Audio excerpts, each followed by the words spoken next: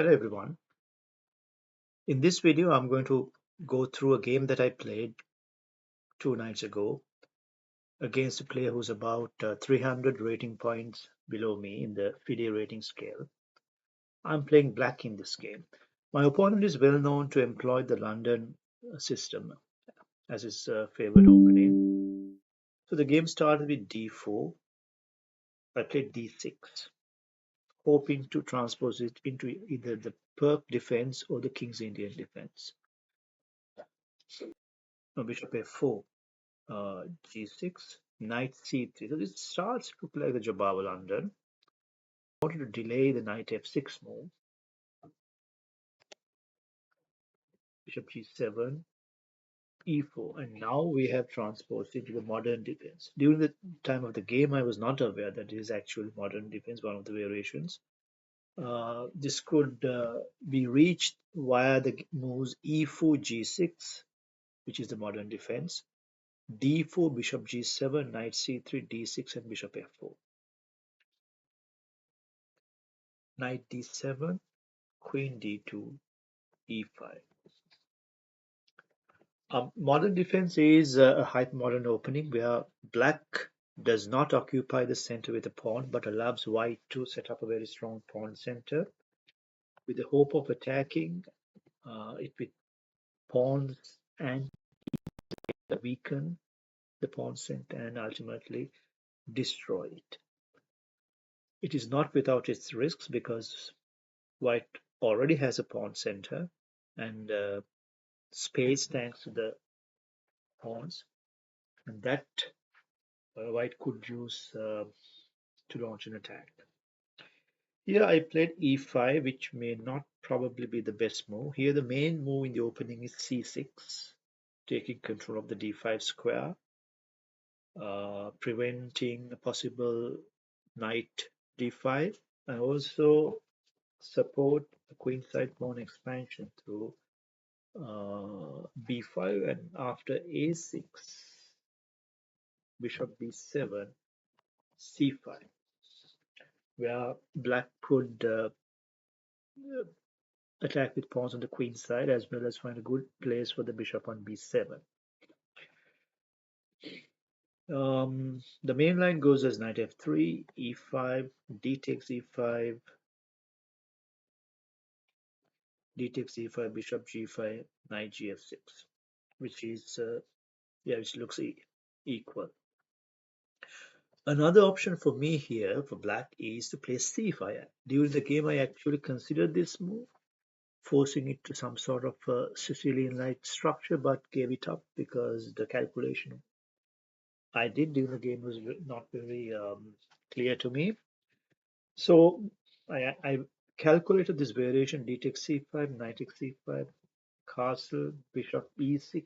But after bishop b5 check, I was not sure whether I'm running into any tactics. So I wanted to play safe, but actually this is quite safe. Black could continue with bishop d7, knight f3, bishop takes b5, knight takes b5, knight e6, bishop e3, a6, attacking the knight. Knight has a retreat, knight f6. So even now this is starting to look like a Sicilian dragon, but white gets to play an early bishop h6 and force the trading of the dragon bishop and king g7. So it's actually a dragon without the bishop on g7, and white hasn't made much progress launching a kingside attack. So black has nothing to worry about. Black has completed development. The c5 is open. The rook can occupy c8. Yeah, and the center is kind of partially open. So a flank attack with h4, h5 should not work for white. So this is quite safe for black. It should have been even, and probably I should have played c5. Instead, as I showed before, I played e5, d takes e5. So interesting position we have here. How should I recapture? Obviously, bishop takes e5 is not an option. It's not a candidate move because it's very important to preserve this bishop as it's on a long diagonal. I was considering d takes e5 and knight takes e5. Um, d takes e5 by black. This was tempting, but my only concern was that after these sequence of moves, my bishop would be stuck in at g7. Um, although black has a pawn in the center, giving black a firm control of the center as well as preventing white from obtaining any space advantage. The pawn on e5 blocks the bishop on g7. This is the only reason I did not want to go with the natural looking d takes e5. Instead, I played knight takes e5, which is also a playable okay move.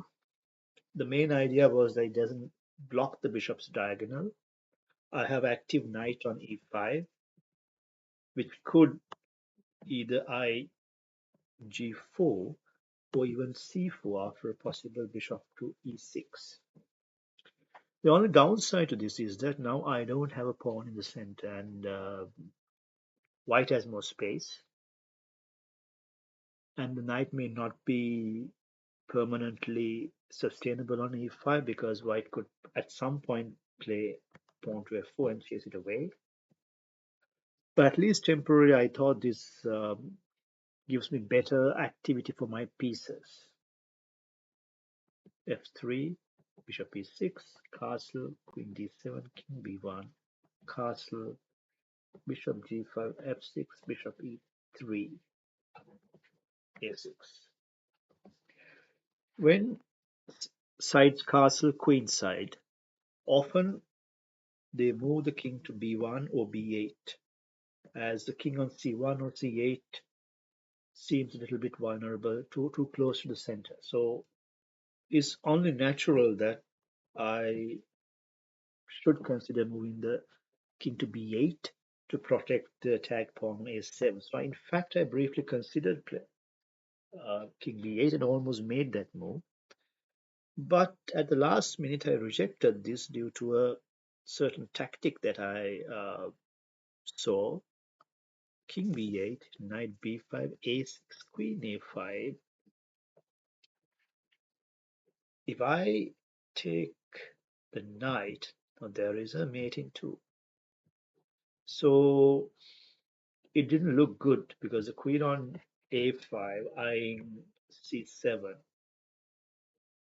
I didn't like that. But subsequent analysis shows that I could have, in fact, went on to this variation because after queen a5, black could safely play bishop c4, knight a3, because bishop c4, knight to c4. So bishop c4, knight to a3, bishop f1, rook f1, knight e7. Black's position is perfect. In fact, black has a slight edge because white has still this knight to develop. The rook is in the wrong place, blocking the other rook.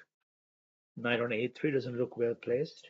Yeah, black is developing freely. Knight c6, and probably after bishop f, pawn f5, this bishop will dominate the long diagonal, and white has the upper hand.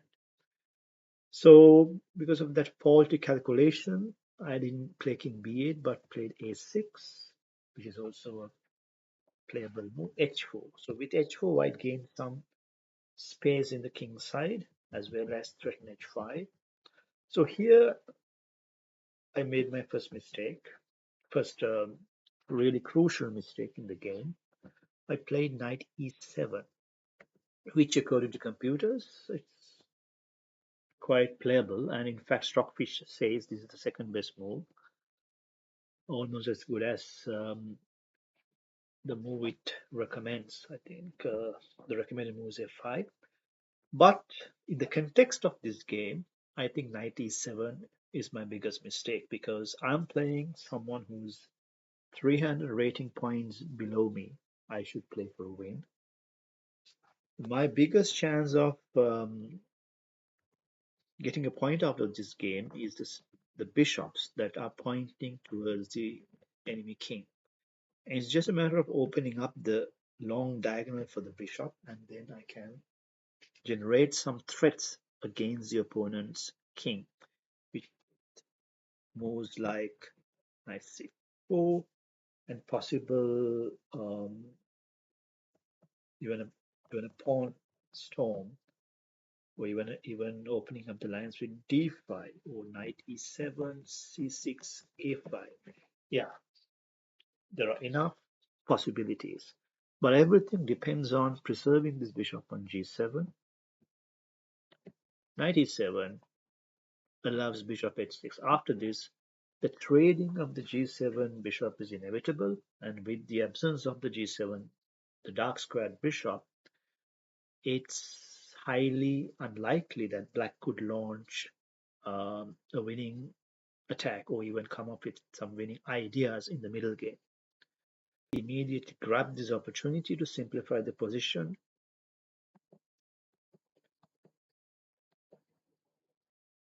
Knight c4.